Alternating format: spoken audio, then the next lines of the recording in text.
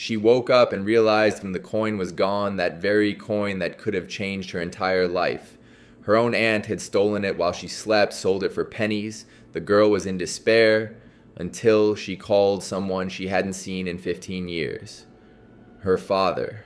And so began a real hunt for a coin worth $210,000. But it all started 3 days ago.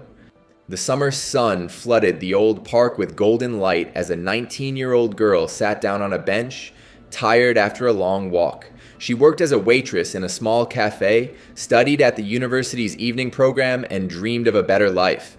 The day had been long, her feet ached, and she decided to rest a bit in the shade of old oak trees before heading home. Something glinted at her feet in the grass, a small metallic disc, half buried in the earth. She bent down, picked up the find, and froze. This was no ordinary coin, and it bore an engraved double-headed eagle of unprecedented beauty, and the inscriptions were in Old Church Slavonic. The metal had darkened with time, but even through the patina of centuries, the fine work of a master craftsman showed through. Her heart began to beat faster. At home, examining the find under a desk lamp, she understood this was something special. A unique minting, possibly from the 17th century. She spent several hours on the internet comparing images, reading numismatists' forums, and with each minute her excitement grew. Such coins were worth a fortune, a real fortune. She imagined how she would pay off her student debts, finally rent a decent apartment, maybe even open her own small business. Life suddenly filled with hope and possibilities. The next day, her aunt arrived. She always appeared unexpectedly with loud complaints about her problems and an empty wallet. This time she was complaining about the bank, about the mortgage, about how they were about to take away her apartment. The girl felt sorry for her and, in a moment of trust, showed her the find. Show me that beauty again, the aunt asked, examining the coin with undisguised interest, turning it under the light as if appraising it. The girl didn't notice the strange gleam in her eyes, that greedy spark that flashed for a moment. She couldn't imagine that a relative could be capable of betrayal. That night, the girl slept soundly, exhausted from her work shift, not suspecting that her aunt was creeping into her room on tiptoe, carefully opening the jewelry box on the bedside table. The mortgage had been strangling the aunt for 3 years. The bank was threatening to take the apartment, and here was the solution to all problems lying in her hands, so small and heavy. In the morning, the girl woke up with a strange premonition. Something was wrong. The jewelry box was slightly open. Inside was disorder. The coin was gone. "Aunt!" she screamed, running into the kitchen with her heart pounding. "Where's my coin?" But the aunt was already leaving, having left only a note on the table written in a trembling hand. "Forgive me? I needed it more." The girl crumpled the paper in her fist, not believing what was happening. How could she? How could she steal from her own relative? She rushed around the apartment, called her aunt, but she didn't answer. She had turned off her phone, disappeared. The initial shock gave way to rage, then despair. The whole day passed as if in a fog. The girl couldn't come to terms with the loss. She called several acquaintances who understood something about antiques and could help.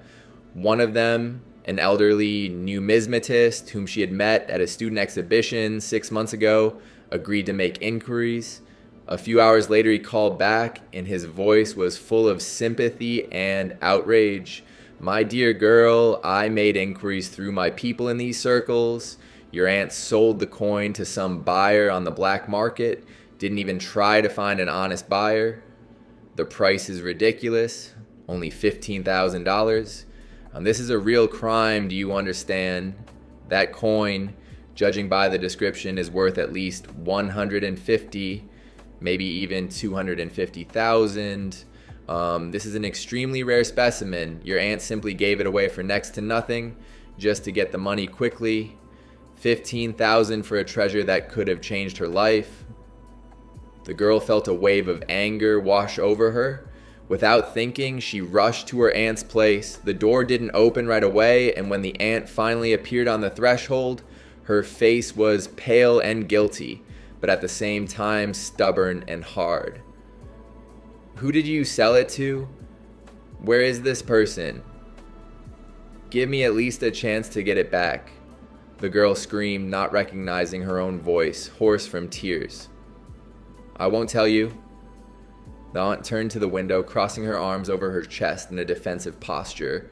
The money has already been transferred to the bank. The apartment is saved. It's all over. I had nowhere to go. Don't you understand? The bank had already started eviction proceedings. How could you? This was my find, my hope, my future. You stole everything from me. You're young. You have your whole life ahead of you. You'll earn more. The aunt still didn't look at her. Her voice was muffled. And I could have ended up on the street at 50 years old. I had no choice. I'm sorry, but I chose myself. Tears of helplessness and rage rolled down the girl's cheeks. The door slammed in her face. The aunt remained adamant and locked in her righteousness and desperation. The girl stood on the dark landing, feeling everything inside tearing apart. The police? But how to prove theft? The aunt could say anything.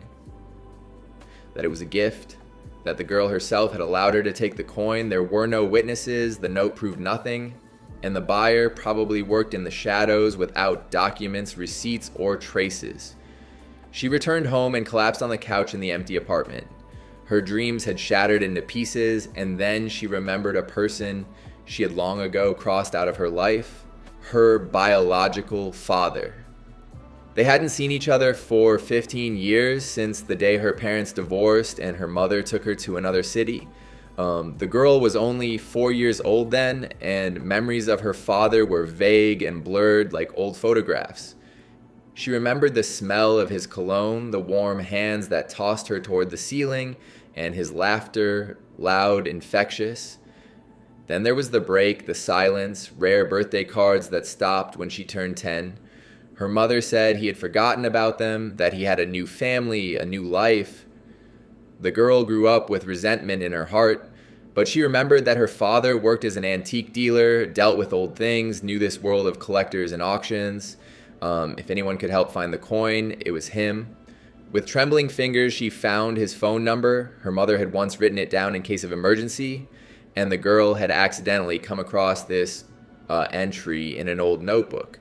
She stared at the numbers for a long time, unable to bring herself to dial. And what would she say to the person who had once been her father but had become a stranger? How could she ask for help from someone who had disappeared from her life? But there was no choice. She dialed the number. The ring seemed endless. Hello?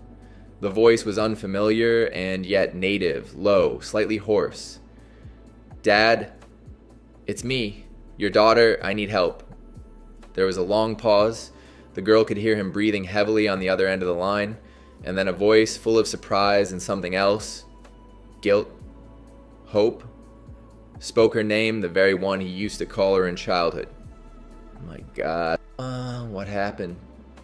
Tell me everything. She told him. About the find, about the aunt, about the betrayal, about the $15,000 and the real price of the coin. She spoke incoherently, choking on her words, and tears welled up in her eyes again. Her father listened silently, occasionally asking short questions. When she finished, he was silent for a moment, collecting his thoughts. Give me 2 days, he finally said, and there was steel in his voice. I'll find this buyer. I know these people. I know how they work. I have connections. We'll get your coin back, I promise you. But I don't have money for the ransom. I do. Enough. I should have been there all these years, but I wasn't. Let me at least help now. Please. The girl didn't know what to answer. Inside, everything was mixed. Old resentment, new hope, gratitude, distrust. Thank you, she whispered. He promised to call back and hung up, and she sat with the phone in her hands and for the first time in 2 days felt a glimmer of hope. Her father wasted no time. He knew this world, semi-legal deals, dark auctions, buyers of stolen goods and antique resellers. In 30 years of work, he had made connections, knew people who knew other people, knew how to ask the right questions and read between the lines. And he started with the obvious. Mike called all his contacts, those who worked on the edge of the law, who bought things without unnecessary questions. The antique market was a small world where everyone knew each other and information spread quickly. By the evening of the first day, he had his first leads. One of his old acquaintances, a dealer in antique books with a questionable reputation, mentioned that he had heard about a major deal involving an antique coin. The buyer was local, worked on the outskirts, specialized in quick purchases without documents. On the second day, the father went to addresses, visited several antique shops, looked into basements where illegal trading took place. Everywhere he met, silence or evasive answers. But he was persistent. In one of the shops, in a conversation with an icon seller, he heard a name. A buyer, a heavy-set man with cold eyes who had recently been boasting about a rare 17th century coin, an office on the outskirts of the city, in an industrial zone, no sign, no advertising, only for insiders. The father wrote down the address and called his daughter back. Found him, he said briefly. An underground buyer deals in stolen goods. He hasn't resold the coin yet. He's studying its authenticity. Wants to make sure it's really a rarity before putting it up for a closed auction. We have a chance, but he wants $30,000 for the return. I don't have that kind of money. The girl's voice trembled. I do, the father interrupted. Enough. I've been saving this money for a long time, for a rainy day. Looks like it's come. Let's go. Tomorrow morning we'll meet. They agreed on a meeting. The girl didn't sleep all night, tossing and turning in bed, imagining the next day. What if the buyer refuses? What if he's already sold the coin? What if it's a trap? But her father sounded confident, and that confidence was transmitted to her.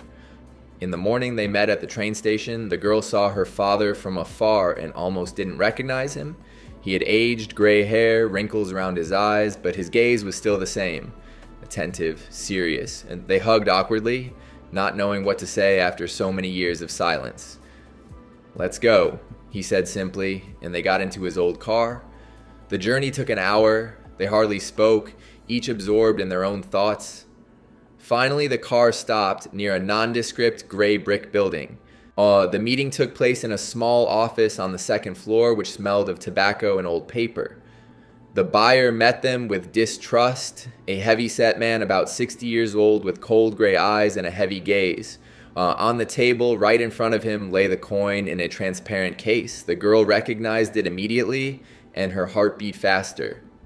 Beautiful thing, said the buyer, tapping his finger on the case. Rare, 17th century, minted during the reign of Tsar Alexei Mikhailovich. Only a few of these remain. Honestly, it's a shame to part with it, but 30,000 is 30,000. I have my rules. The father silently took out an envelope from his inside pocket and placed it on the table. The buyer unhurriedly opened it, counted the bills, meticulously checking each one against the light, then nodded with satisfaction. The money is real. All right, we have a deal. He handed the case with the coin to the girl. Hold on tight this time, girl.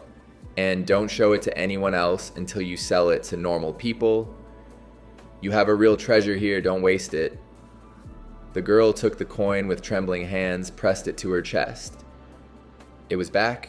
They went out onto the street, and only then did the girl exhale. Tears of relief rolled down her cheeks. Thank you, Dad. I don't know what I would have done without you. I missed you too, daughter. The father put his arm around her shoulders. All these years. Let's not lose each other again, okay? Okay. The next week was filled with activity. The father used all his connections to reach real collectors, serious people with money and reputation. He organized an expert examination, obtained a certificate of authenticity, contacted an auction house. Everything was done properly, legally, with documents. The auction took place in an elegant hall with high ceilings. The girl sat in the front row, squeezing her father's hand. The bidding started at $100,000. The figure rose, 120, 150, 180, 200. Finally, the gavel fell. sold for $210,000. The girl couldn't believe her ears. She sat motionless, staring at the stage where the coin's new owner was signing documents. $210,000, a sum that had seemed impossible just a week ago. That same evening, having received the check, she first of all returned $30,000 to her father with interest. She insisted 20%. That's fair. Her father didn't want to take it, but she was adamant. And to her aunt, she sent a short message. I got the coin back and sold it for $210,000. You can consider your $15,000 payment for a lesson. Never betray family. There was no response. A year passed. The girl opened her own small business, a small cafe in the city center that served homemade pastries and real coffee. She invested part of the money in education, graduated from university with honors. She set aside another part for the future, for a safety cushion, so that she would never again depend on chance and someone else's mercy. She began meeting regularly with her father, at first timidly, once a month for a cup of coffee, then more often. They were making up for lost years, getting to know each other anew. It turned out they had a lot in common: a love for antiques, a sense of humor, stubbornness. Her father often stopped by her cafe, sat by the window with a newspaper and a cup of espresso, and this became their tradition. The coin changed her life, but not the way she had thought at first. It brought not only money, but something more valuable. It brought her father back, taught her to value real relationships and not to blindly trust even relatives. It showed that sometimes you have to fight for happiness, that you can't give up even when everything seems lost. The rare 17th century coin with the double-headed eagle is now kept in a private collection of a billionaire somewhere in Switzerland under armored glass in a climate-controlled display case, and only the girl knows what an incredible story this coin went through before taking its place among other treasures. A story about betrayal and forgiveness, about despair and hope, about loss and finding. What did you think of this story? Share your opinion in the comments. What would you have done in the heroine's place? How would you have dealt with the aunt? Write and let me know your thoughts.